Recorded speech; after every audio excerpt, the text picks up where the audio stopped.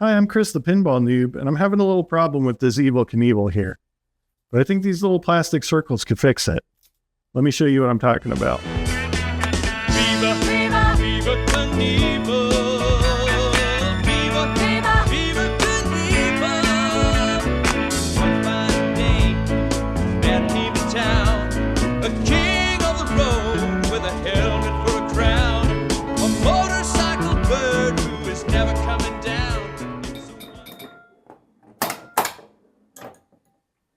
So that's what I'm talking about. The insert there is so badly cupped that the ball just gets stuck. And then you have to, if you don't have the glass off, you have to tilt the machine to try to get it loose. Like that. So here's the idea. I've got these insert leveling mylar stickers, and they come in a variety of circle sizes. I don't know if you can really see that, but they're pre-cut.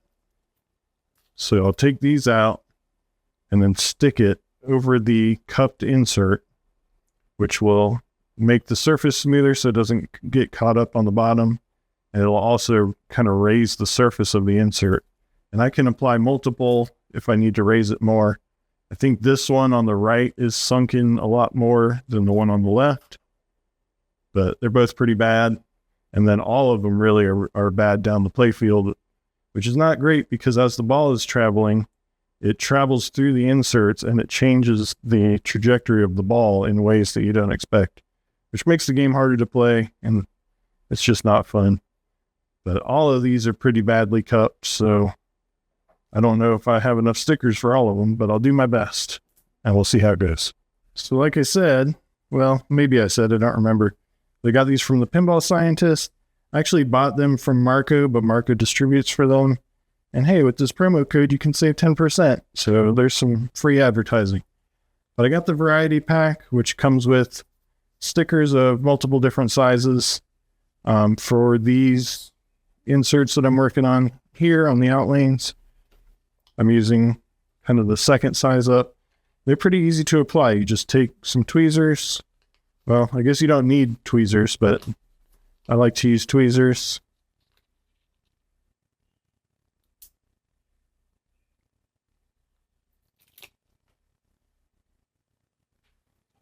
And then you just line it up with the outside circle of the insert.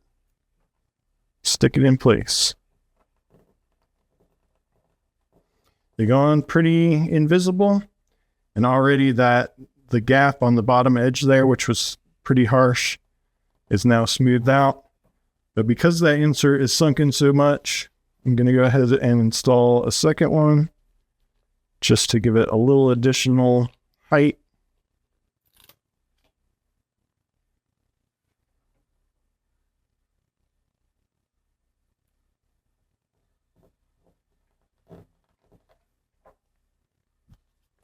I'm actually going to stick one of the small ones in the middle of that insert, just to, like I said, give it a little more additional height, so the ball should roll a little more smoothly over this insert here. And it feels pretty good, looks pretty good. I think that should help a lot with the ball getting caught up on those inserts. So already with just even a little bit, so it can still get caught up there. So now even with just a little bit of speed, it flows over pretty well. It can still get caught up like that. And even with just a little bit of force, pops right out. Same goes for this one over here, which I already did.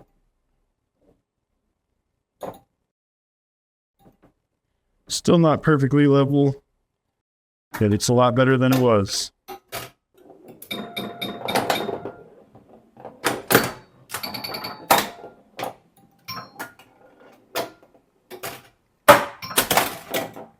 So yeah, there was a case where it definitely would have gotten hung up, but it just passed straight through.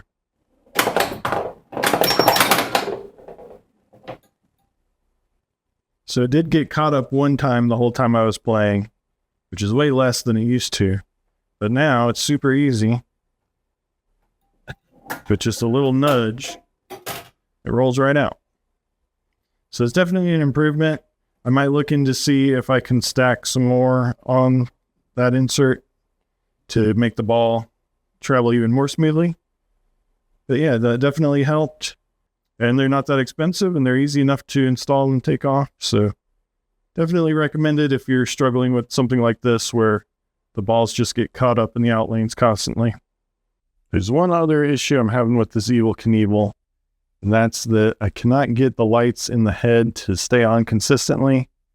You can see here most of them are working, but even after trying a bunch of hacks like grinding out the inside of the bulb socket with the wire brush and soldering the springs on the back to make a better connection, I still have a bunch of bulbs that if I wiggle them, they'll stay on until they get bumped and then they turn off. So I'm just going to replace those with Yop dots. I got about 10 of them. There's 9 bulbs out right now. So I'm going to replace the worst ones and then maybe one more. But first I have to attach wires to the back of the Yop dots. So let me go do that. So here are my 10 Yop dots. They're created by David Yop, the same guy that made the Yop sickles that I installed in the Evel Knievel.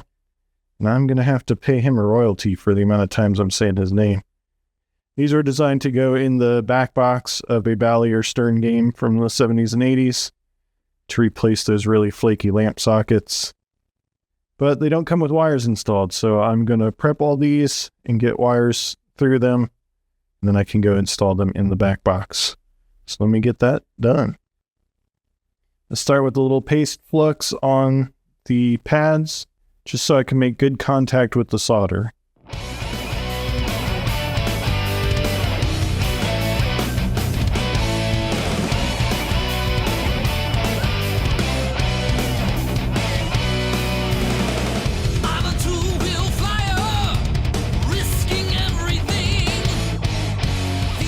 Now I cut a bunch of lengths of wire. I'm going to cut them longer than they're going to need just so I can strip the ends off pretty easily.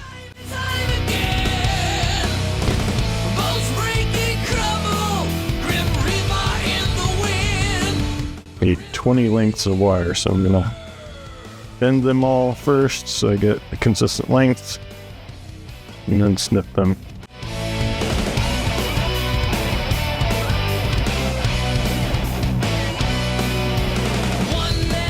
Here's my 20 lengths of wire, so I'll strip them and then get them soldered.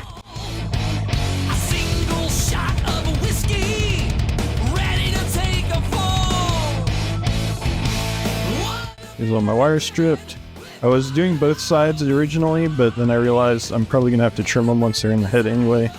So I went back to just doing one side.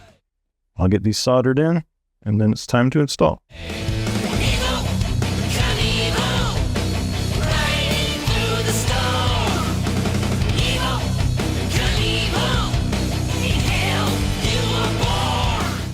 Alright, here's my 10 Yop dots with the wires soldered on. They're a little longer than they need to be, but I can trim those once I get them in the back box. So now I have to go remove a bunch of light sockets, and then we can install these. So first I need to remove all the staples from the bulbs that I'm going to take off, so that when I desolder them, they will pop out. So I'm going to do that now. Alright, I think that's all of them, so it's time to desolder.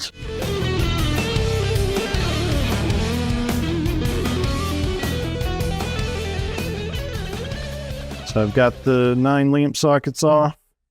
You can see just how nasty and corroded they are. Even after I tried wire brushing these to clean out the insides, they still didn't work, so I think they're just too far gone at this point. Originally, like here, I was desoldering the lamp sockets from the, what do you call them? The little tabs that are on the socket. So I was desoldering the wires from the tabs and trying to pull them out. in Yop's demonstration video, he would cut them off with a Dremel. And I was thinking I'd rather desolder them just so they'd look nicer. But it's actually pretty difficult. So I started just clipping them with a wire cutter, like you can see here. I don't think it really matters if you leave the tabs on there. And in some cases, like here, these wires are actually soldered to the tabs. So I'd have to cut that and then come up with a new method of soldering those together. So for the rest of these, I just clipped them off, left the tabs on. Here's one you can see is just kind of floating there on that one. And yeah, I'll just have to figure out how to solder the wires from the dots onto those wires. But I'm going to get these in place, get them trimmed up, and then I can start soldering these on and wrapping this up. All right, I've got all the op dots in place and made sure that they're all oriented with the plus, the common ground wire on the right side, because once I get around to the back side, I'm going to have to figure out which wire goes to common ground and which wire goes to the control wire. So that's next. In some cases, it's really easy to tell which wire is the control wire. Like this one just has an actual wire soldered directly onto it. And then the wire going down here is the common ground. But on some other ones, like this one under the bundle of wires here, there's just two what look like ground wires because it's a GI light. So I have to figure out, I actually don't know, maybe it doesn't matter on a GI light which wire you solder to which, because they're just both going to be on all the time, like this one here. But yeah, I need to figure that out.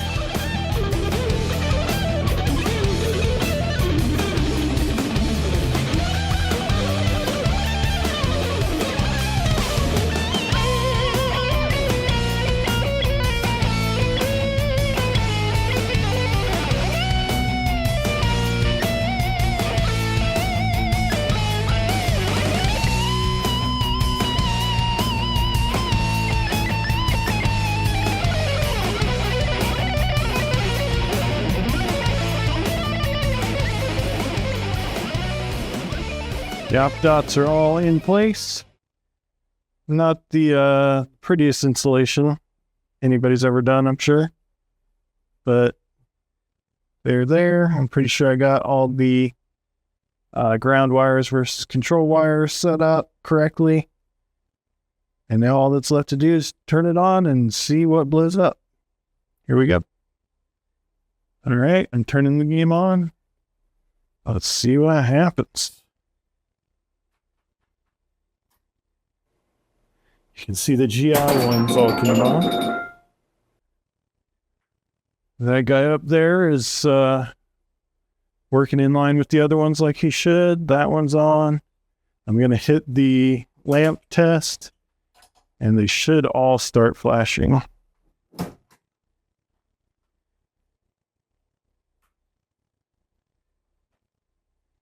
And yeah, it looks like they are all doing what they're supposed to do.